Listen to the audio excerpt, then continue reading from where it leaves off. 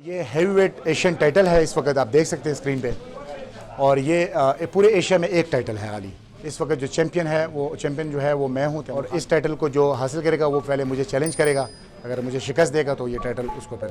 मेरा नाम तैमूर खान है, मैं प्रोफेशनल हैवीवेट बॉक्सर हूँ और मेरा ताल्लुक मर्दान ज़िला मर्दान तख्तबाई के एक छोटे से गाँव मोहम्मद रोज़ कली से है और मैं पिछले 15 साल से बॉक्सिंग की प्रैक्टिस कर रहा हूँ। जी मेरी जो फ़ाइट थी ये मेरे फाइट इंडियन ओपोनेंट के साथ थी जो इंडिया का नंबर 1 बॉक्सर था हैवीवेट में, और मैं पाकिस्तान का रैंक नंबर 1 हूँ। और ये टाइटल जो था, ये फ़ाइट जो थी, ये एशियन चैम्पियन के लिए थी, जो कि आप देख सकते हैं कि मैंने एशियन टाइटल जो है पाकिस्तान के लिए हासिल किया है इंडियन बॉक्सर को शिकस्त देकर।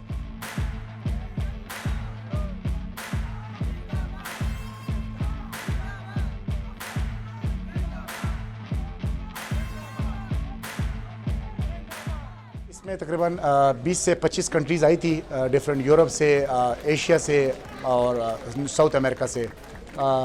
इसमें टोटल जो फ़ाइट थी वो 24 फाइट्स थी और ये 24 मुख्तलिफ ममालिक से आए थे।